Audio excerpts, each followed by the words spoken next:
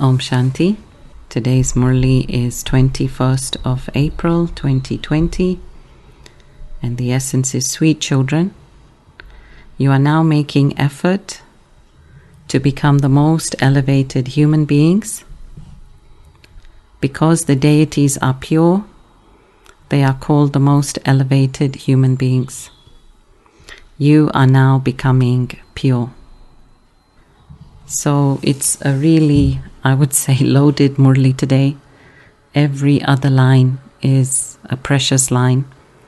You can feel the Father being loving and sweet. You can feel the teacher being stern and strict. And you can feel the compassion of the Guru. And all three are wanting us to become perfect. And so Baba's pointing out some deep secrets. Baba's being very clear with us as to what we need to do. And the theme of the Murli is that there must have been a baby found in the dustbin, and then it was handed over to some couple. It was adopted by a couple.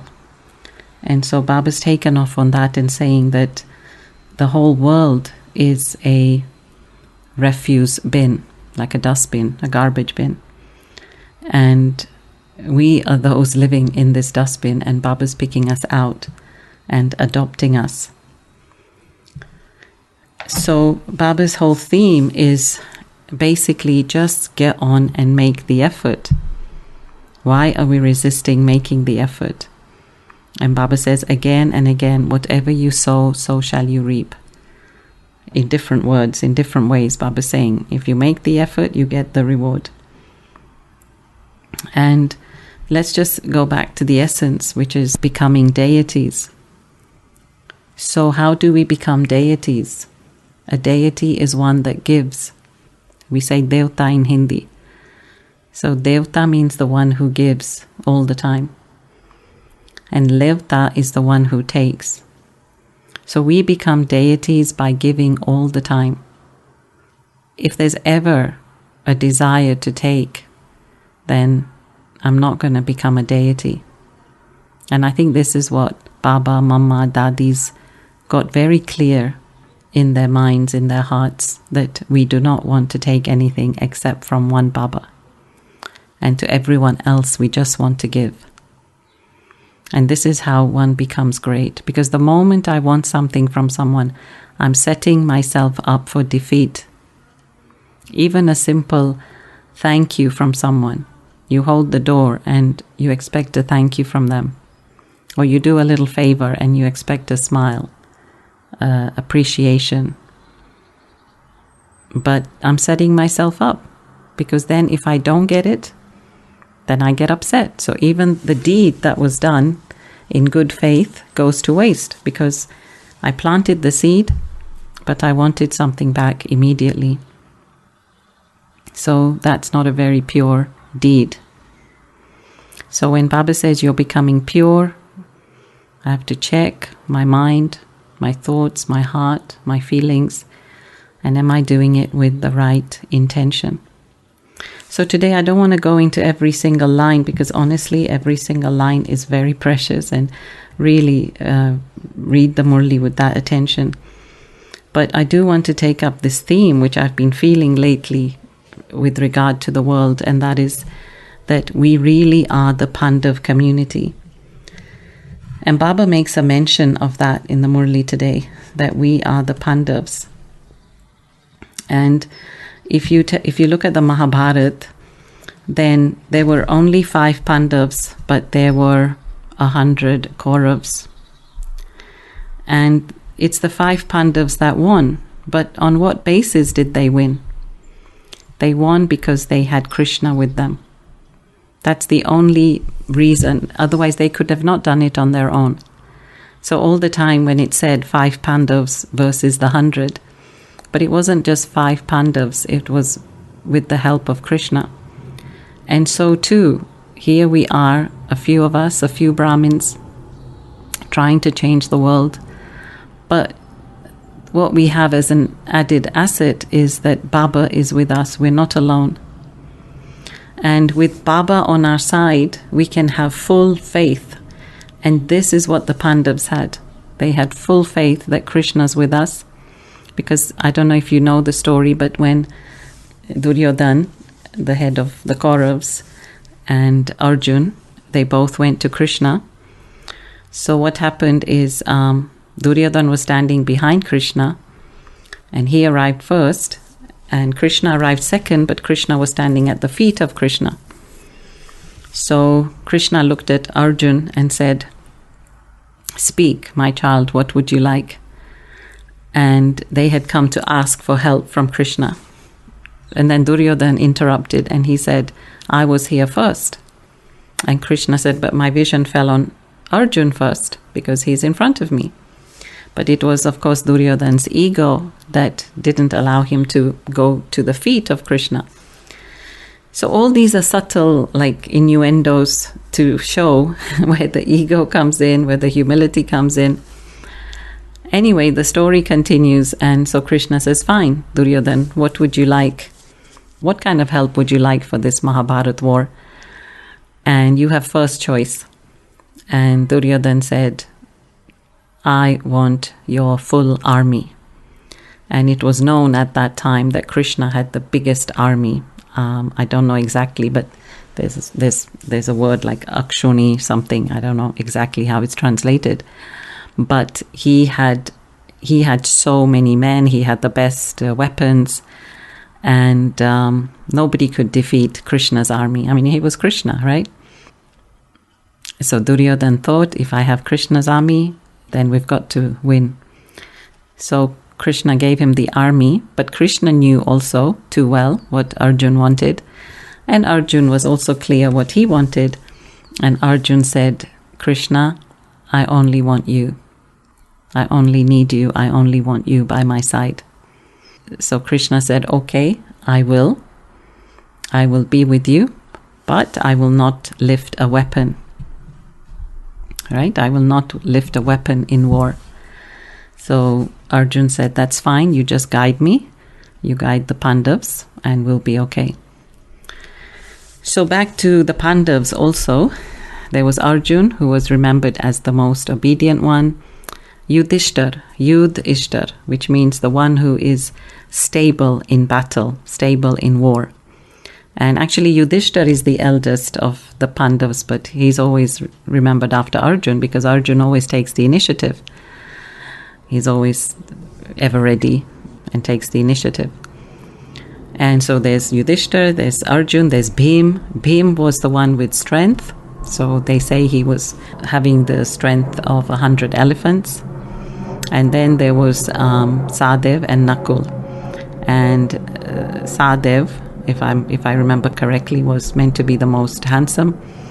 And Nakul, the one who had some intuitive powers. Or I could have got that mixed up. But anyway, both of them were twins. And both of them were the sons of Madri.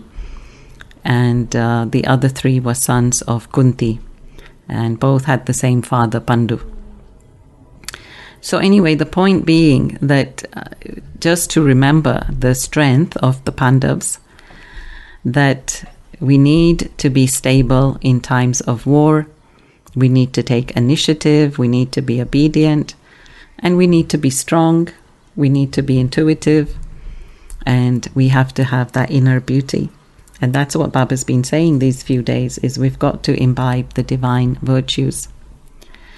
So as I said, the overall feeling that I'm having these days is that we really have Baba on our side, and we are going to win this war no matter what. And so we really need to decide now, do we want to be on the side of Baba or do we want to be on the side of Ravan? And every time I use a bit of Ravan, then, and this is really how I feel also, that I'm being disobedient, I'm being disloyal, I'm being a traitor to Baba. So every time I exercise a bit of anger, a bit of greed, a bit of ego, a bit of attachment, a bit of lust, then I'm being a traitor to Baba. I'm insulting Baba. That means I'm saying that Ravan is better, that Ravan is more powerful. That's why I need to use these vices.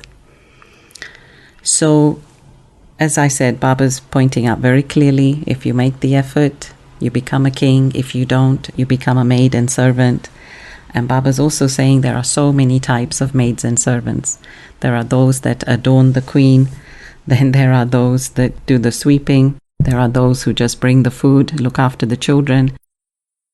And once actually I had asked Dadi Janki, what is the effort that somebody's made to be a king? And what is the effort that somebody's made to become elevated subject in the Golden Age? And Dadi Janki's response was that the king has made effort in all the 4 subjects, whereas the subject, the elevated subject, high-ranking subject, has only made effort in 1 subject.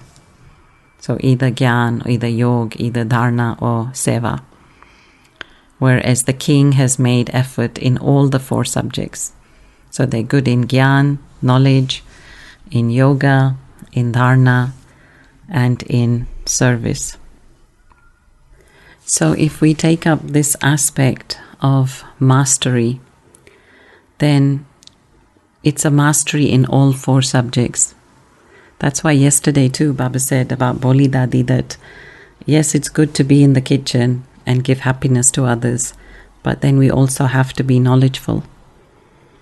And why does Baba keep putting our attention to service all the time? Of course, remembrance and service and imbibing the divine virtues. Even today, Baba is saying we have to be sweet, we have to be loving, we have to be kind. And Baba's also saying actually we have to have regard. And he's mentioned Dadi Kumarka. And he's saying that if we don't have regard, then actually it looks bad on us. If I don't have regard for someone, it's actually a reflection of my character, not the other person's character. So Baba's really wanting us to become masters of ourselves and not give in to the battle of the vices. So what does that mastery look like?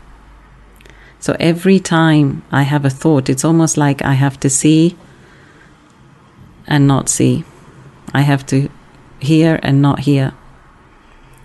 And I always say that we need to think before we think. Actually, Dadi was saying to somebody was just reminding me that Dadi Janki had said to him, don't think. And he said, I never thought that that could be a solution to my life, that not to think, right? So sometimes, we don't have to think too much, but we do have to check, am I being the master of my mind right now? Because at the end, what is going to happen at the end? Am I going to be happy with the life that I have created? And there's still some time now. And so let me use every moment in a worthwhile way. And also to just check my mind and my heart all the time. Is it filled with good wishes and pure feelings? Because if it's not, like Baba said, it's not that you can make it up later. We can't say that, I don't have this virtue, or I'm not good in this, and I'll make it up later. No, I have to practice being that here and now. In fact, the other evening I was doing meditation, and I sat down, and then I thought, okay, let me open the window to have some fresh air.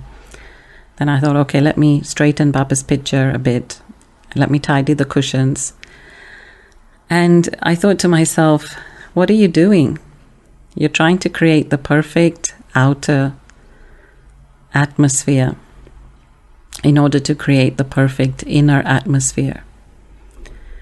And we have to work now. I think it's the stage now where I need to work on just creating a very beautiful inner atmosphere, and the outer doesn't really matter.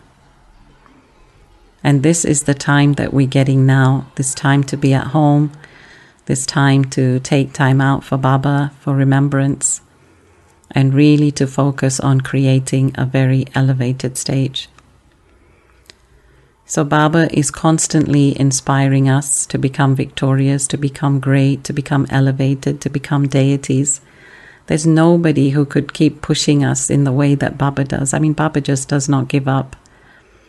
There could be other therapists, doctors. There comes a point where everybody just gives up and says, this one is a hopeless case. But every day, Baba's just at it. And the other thing I want to point out is when we hear Baba talking about children, because Baba said, even though you bring somebody here, but yet they still want to go back to the old world, to the rubbish tip. And you can see that even in Baba's days, Baba had very challenging children who were disrespectful, who didn't listen, who used their manmat. I mean, Baba had the same issues, but Baba stayed so stable. Actually, this is something I was asking Sister Jayanti.